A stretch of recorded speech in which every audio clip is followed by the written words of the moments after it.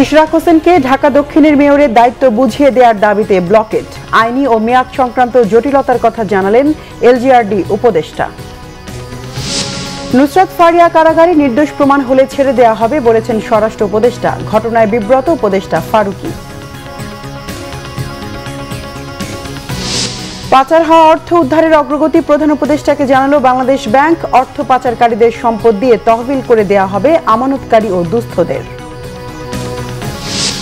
নির্বাচিত সরকার না আসলে বিনিয়োগ আসবে না বললেন আমির খসরু। ব্যবসায়ীরা এখন চুপচাপ আর আমলারা বহাল তবিয়তে দেবপ্রিয় ভট্টাচার্যের মন্তব্য।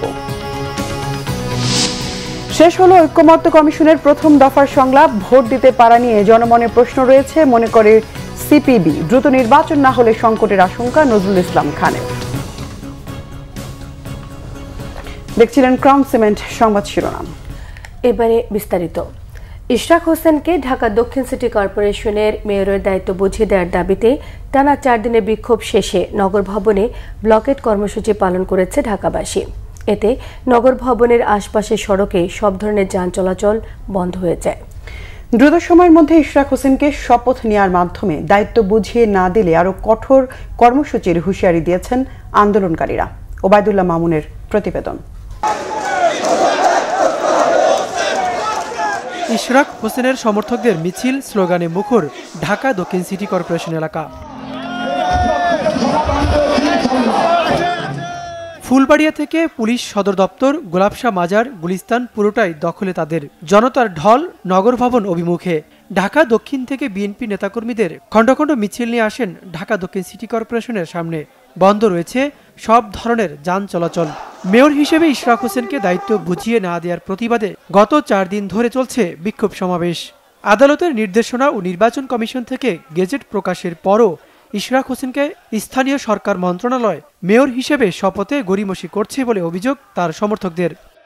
আমরা আশা করব যে আদালতের রায়কে সম্মান দেখিয়ে জনগণের ভোটের অধিকারকে স্বীকৃতি দিয়ে অনতিবিলম্বে শপথের মাধ্যমে তাকে নগরবাসীর সেবা করার সুযোগ দেবে। স্বাভাবিকভাবে তিনি শপথ গ্রহণ করবেন, কিন্তু স্থানীয় সরকার, স্থানীয় উপদেষ্টা, স্থানীয় মন্ত্রণালয়ের উপদেষ্টা আসিফ, তিনি এই শপথের যেই আনুষ্ঠানিক যেইভাবে আপনার আয়োজন করা দরকার তিনি করেন নাই।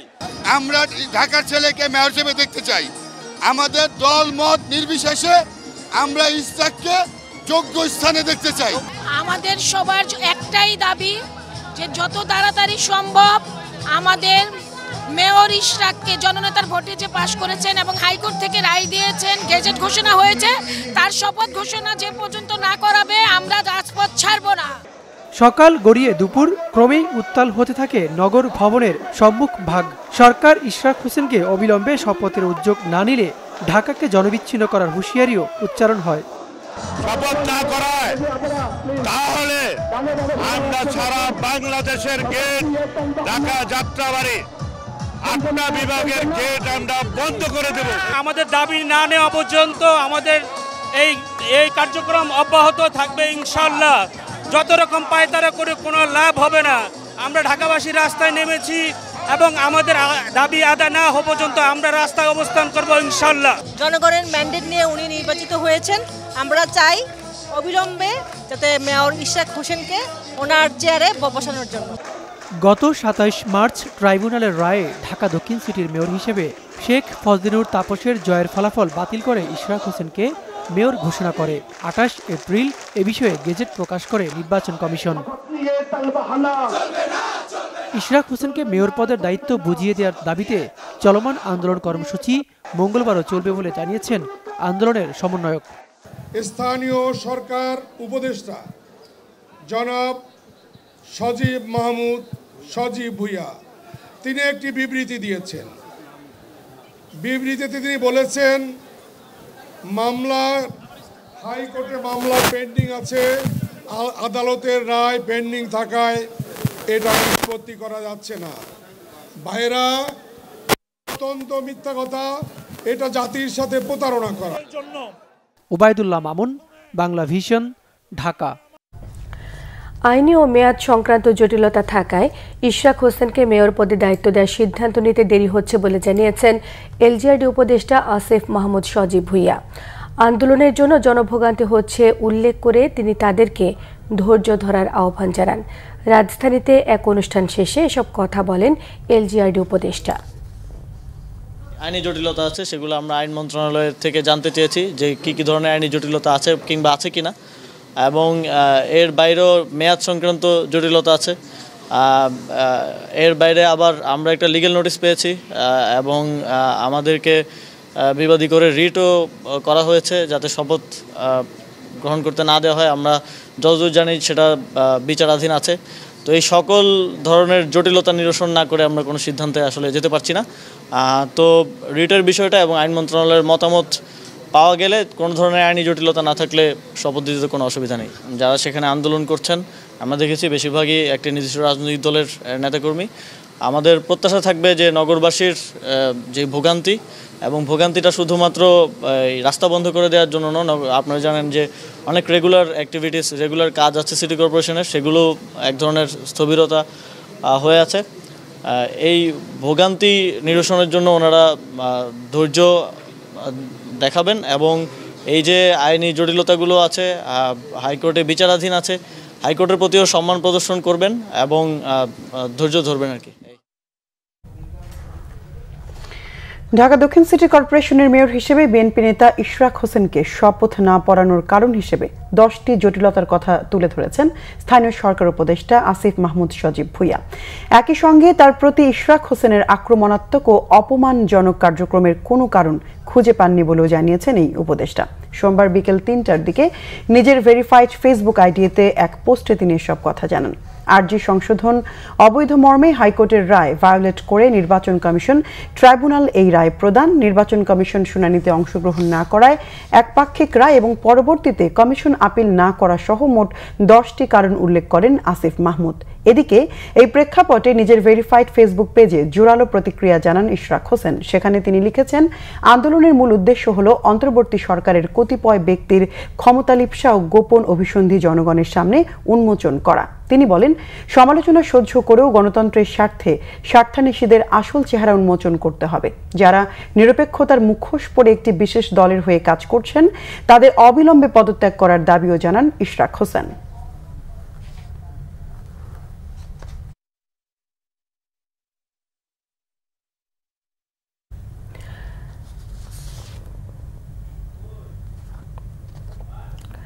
অভিনেত্রী নুসরাত ফারিয়ার জামিন নামঞ্জুর করে কারাগারে পাঠানোর আদেশ দিয়েছে আদালত।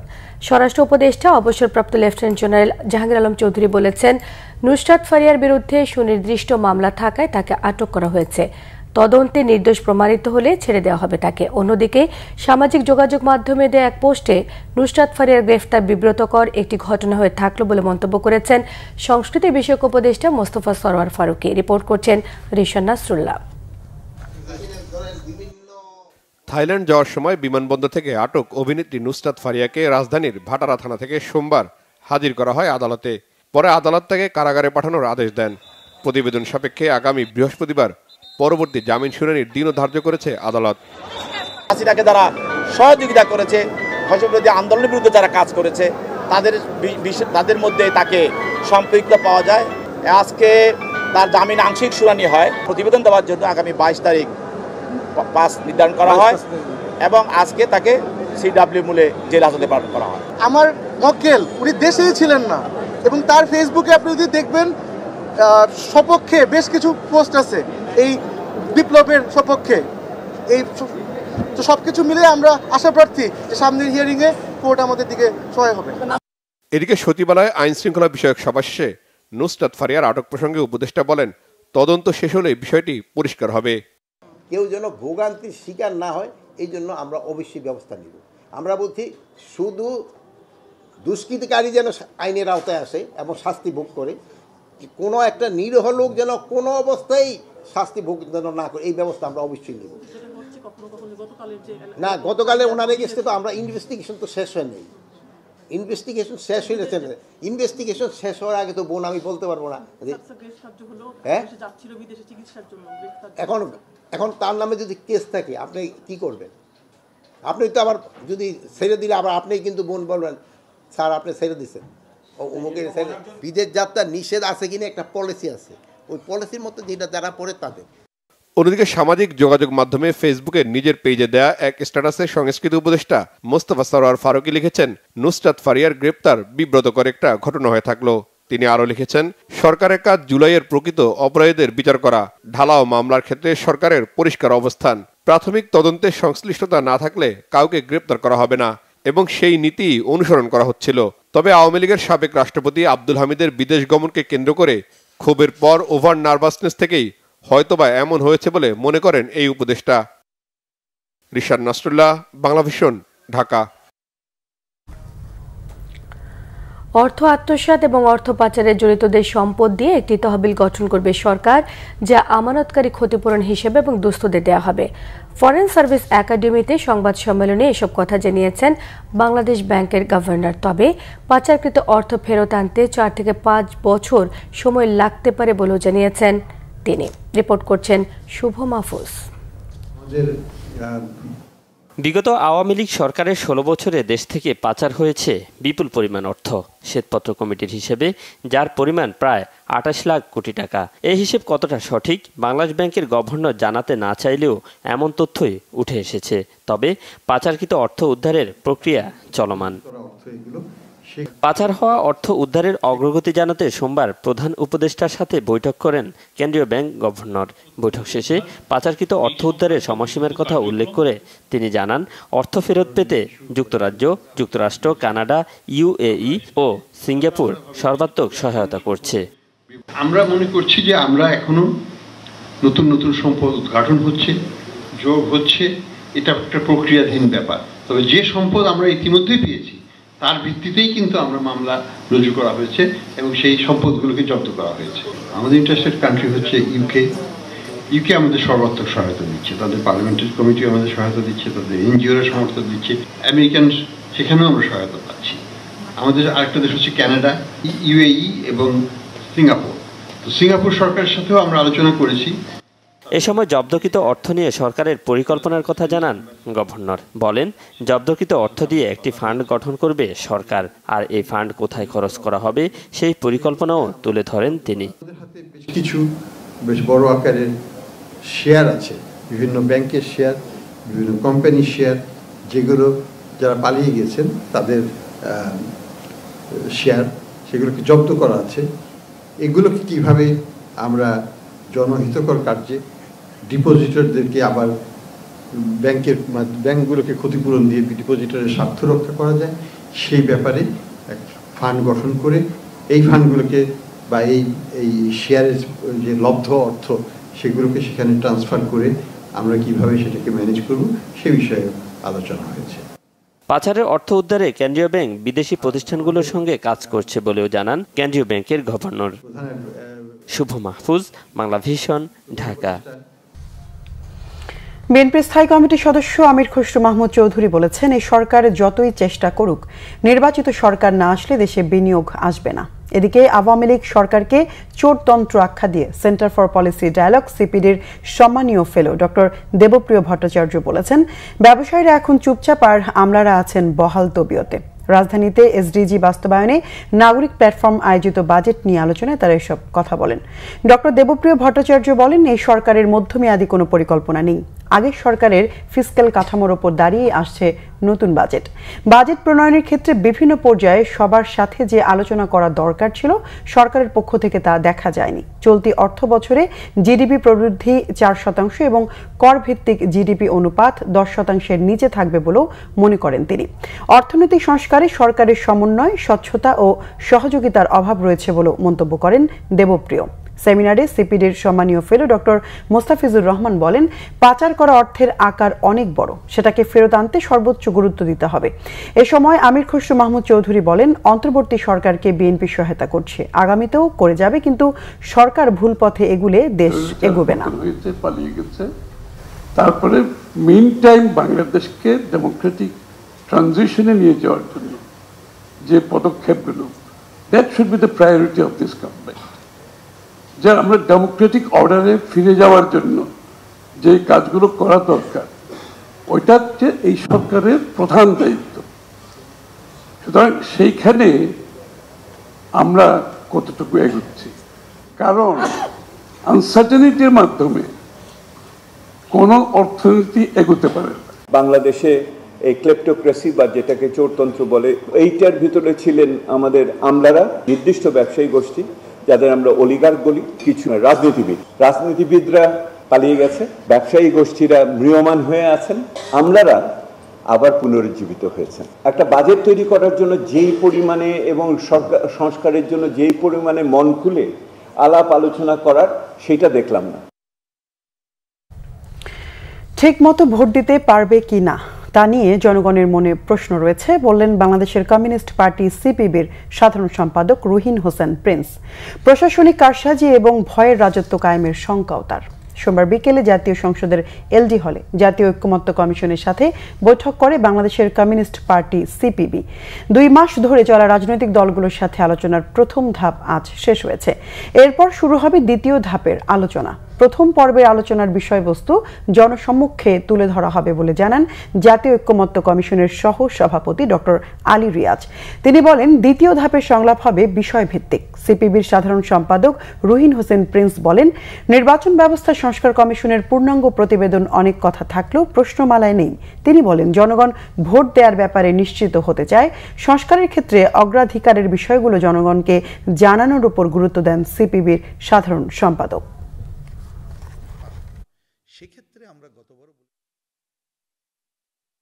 পুরো নির্বাচন ব্যবস্থা বিগত দিনে ধ্বংস হয়ে গেছে, সুতরাং নির্বাচন ব্যবস্থার একটা আমূল সংস্কার করে নির্বাচনের দিকে যেতে হবে।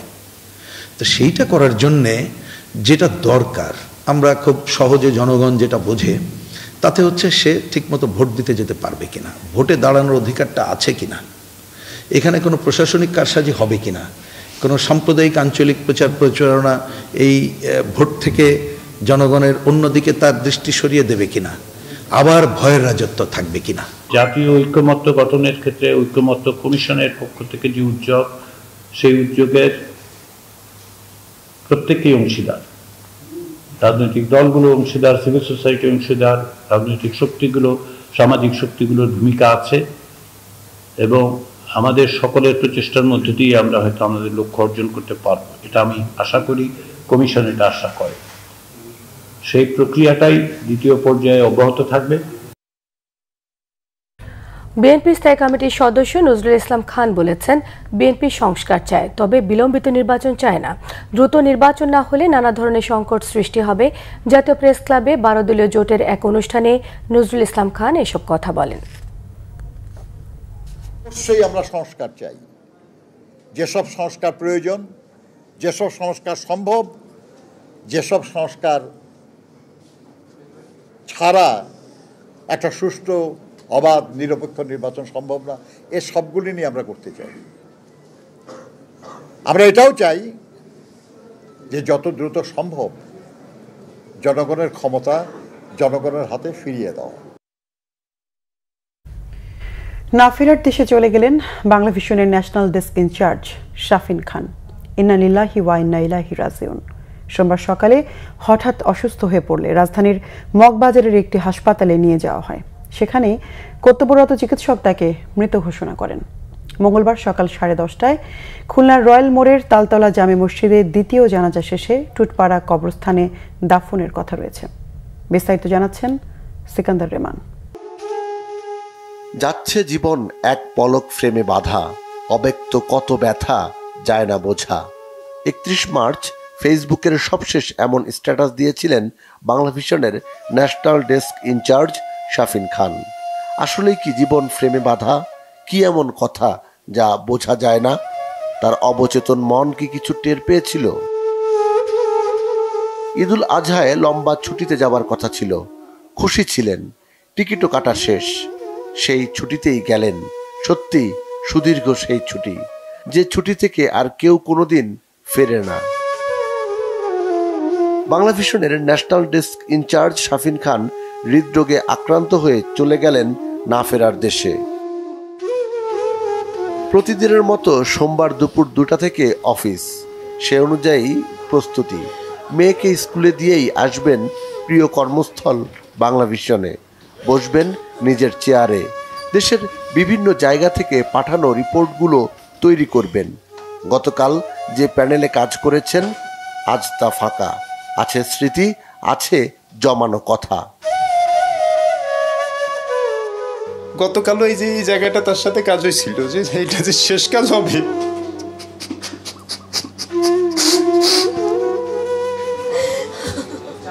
নিউজ রুমের সবসময়কার হাসি খুশি মানুষটি কখনো কোনো অভিযোগ ছিল না কোনো কিছু নিয়েই। তার প্রিয় নিউজ রুমে আজ কান্নার রোল। এত ভালো মানুষ, কোনোদিন কারোর সাথে মনোমালিন্য হয়নি। আমি আমার বড় ভাইকে হারিয়েছি, এই শূন্যতা কোনোভাবে পূরণ হবে না, কোনো দিনও পূরণ হবে না, কোনোভাবে না। দুপুর 2টা পার হয়ে যাচ্ছে, ডিউটির সময় তো হলো। শাফিন খান আজ নিউজ রুমে আসবেন না। সদা হাস্যোজ্জ্বল, কর্তব্যপরায়ণ শাফিন খান তো দায়িত্ব অবহেলা করেন না। দেরি হলেও আসলেন ঠিকই প্রিয় কর্মস্থলে শেষ বিদায় জানাতে। ওনার জীবদ্দশায় ওনার নামটা উচ্চারিত হইলে, বলা হইলে সাথে সাথে একজন ভালো মানুষ, অমায়িক মানুষ, আন্তরিক মানুষ, নির্বিরোধ মানুষ, কারোর সাথে তার কোনো দ্বন্দ্ব সংঘাত কোনো কিছু ছিল, হিংসা বিদ্বেষ ছিল না। এগুলো আমাদের দেখা। He is always with a smiley face. সে খুবই হাস্যোজ্জ্বল, বন্ধুবৎসল একজন মানুষ ছিল, সদালাপী একজন মানুষ ছিল, এবং তার কাছ থেকে মনে হয় কেউ খারাপ ব্যবহার পাইছে বাংলা ভিশনের আপনি এমন একজনও খুঁজে পাবেন না। বাংলা ভিশনের প্রধান কার্যালয়ের নিচেই হলো জানাজা। অংশ নিলেন সহকর্মী সহ বিভিন্ন শ্রেণী পেশার মানুষ। খুব সুন্দর করে একটা হাসি দিয়ে বলে, আপা আপনি আসেন, অনেকদিন দেখা হয় না, এমন করে যে দেখা হবে এটা আসলে বুঝতে পারিনি। নিঃসন্দেহে উনি একজন সৎ মানুষ ছিলেন, একজন সহজ সরল মানুষ ছিলেন, সবাইকে তিনি ভালোবাসতেন। ভালো মানুষ বলতে যা বোঝায় শাফিন ভাই হচ্ছেন এমনই একজন। আমি এখন হয়তো পেশাগত কারণে অন্য জায়গায় কাজ করি, কিন্তু তারপরে ওনার মৃত্যু খবর শুনে থাকতে পারি নাই। পরে খুলনায় নিয়ে যাওয়া হয় শাফিন খানের লাশ। সেখানেই দাফন করা হবে শাফিন খানকে। সিকান্দার রেমান, বাংলা ভিশন, ঢাকা। নারী বিষয়ক সংস্কার কমিশনের প্রতিবেদনের 6টি সুপারিশ বাস্তবায়ন স্থগিত রাখতে করা রিটের আদেশ আগামী 26 মে বিচারপতি ফাতেমা নজিব এবং বিচারপতি শিকদার মাহমুদুর রাজীব হাইকোর্ট বেঞ্চে শুনানি শেষে আদালত আদেশের জন্য এই দিন ধার্য করেন। গত 4 মে সুপ্রিম কোর্টের আইনজীবী রওশন আলী রিট দায়ের করেন। তিনি জানান, নারী বিষয়ক সংস্কার কমিশনের প্রতিবেদনের বিতর্কিত এবং সাংঘর্ষিক বিষয়গুলো পর্যালোচনার জন্য বিশেষজ্ঞ কমিটি গঠনের নির্দেশনাও চাওয়া হয়েছে এই রিটে। আবেদনে আরও বলা হয়েছে, নারী বিষয়ক সংস্কার কমিশনের প্রতিবেদনের বেশ কিছু সুপারিশ ইসলামী শরীয়তের বিধান এবং জনগণের ধর্মীয় অনুভূতির পরিপন্থী, বাংলাদেশের সংবিধানের সঙ্গেও সাংঘর্ষিক।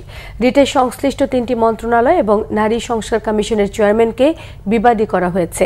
কমিশনের প্রতিবেদনের 3, 4, 6, 10, 11 এবং 12 অধ্যায়ে অন্তর্ভুক্ত সুপারিশগুলো কেন বেআইনিভাবে প্রণীত এবং আইনগত কার্যকারিতা বহির্ভূত ঘোষণা করা হবে না, এই মর্মে রুল চাওয়া হয়েছে।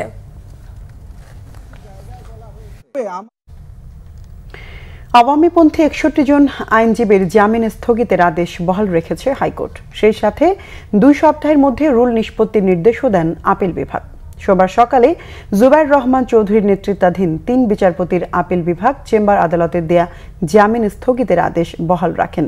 এর আগে সরকার বিরোধী আন্দোলনের সময় আইনজীবীদের মারধর ও হত্যা চেষ্টার মামলায় 22 এপ্রিল আওয়ামীপন্থী 61 জন আইনজীবীকে জামিন দেন হাইকোর্ট।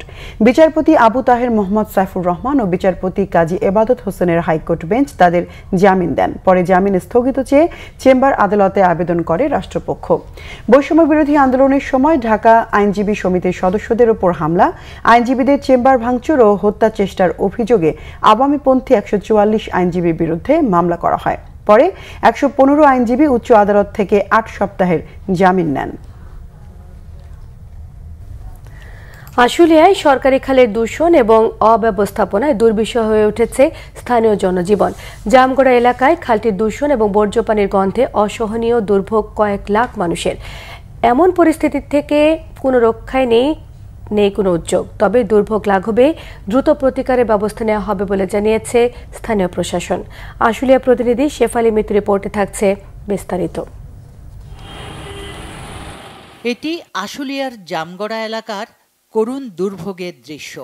প্রচণ্ড খরতাপ চললেও দেখলে মনে হয় এখন যেন বর্ষাকাল। এমন দৃশ্য প্রতিদিনের। এই এলাকার পানি নিষ্কাশনের একমাত্র পথ সরকারি নয়নজুলি এই খালটি।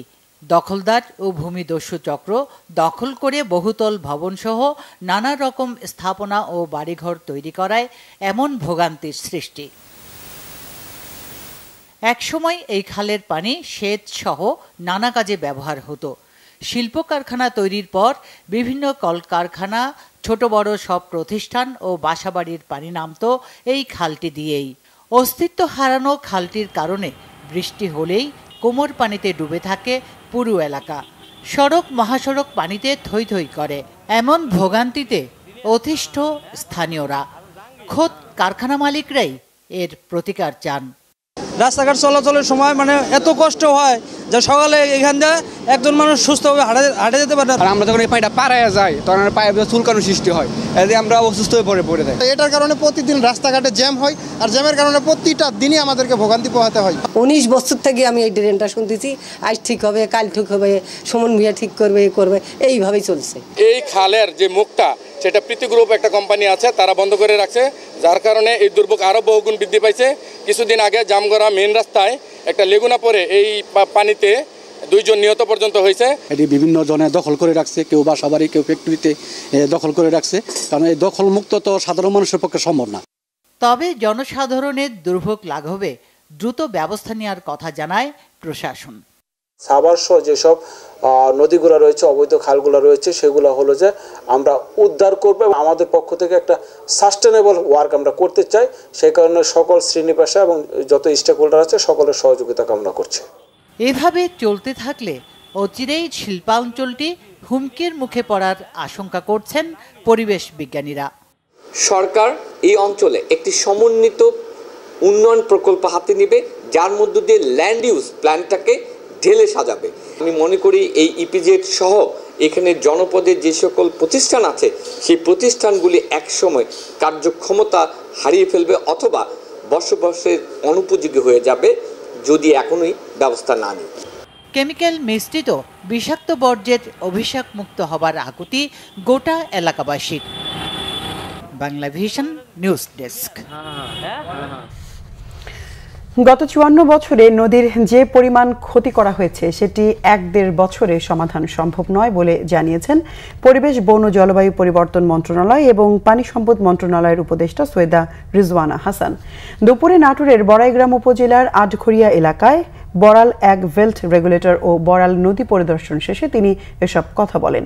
উপদেষ্টা জানান, নদী দূষণ থেকে শুরু করে পরিবেশগত প্রভাব যাচাই না করে নদীকে যেভাবে দখল করে অবকাঠামো নির্মাণ করা হয়েছে, নদীর যে ক্ষতি করা হয়েছে তা এই সরকারের পক্ষে পুরোটা সমাধান করা সম্ভব নয়। তবে সমস্যার সমাধানে রূপরেখা করে যাওয়া সম্ভব, যা এরই মধ্যে শুরু করা হয়েছে। তিনি বলেন, প্রতিটা জেলায় একটি করে নদী দখলমুক্ত ও দূষণমুক্ত করার পরিকল্পনা নেওয়া হয়েছে। এছাড়া 8টি বিভাগে একটি করে, কক্সবাজারে 1টি ও ঢাকায় 4টি নদীর বাজেট করে কাজ করা হচ্ছে।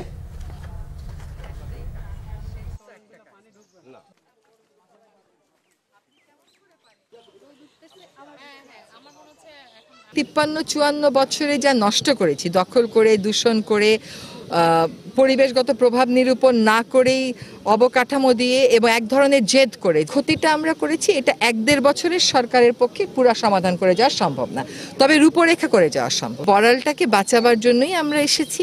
বড়ালটা অবশ্যই সিএস খতিয়ান ধরেই হবে।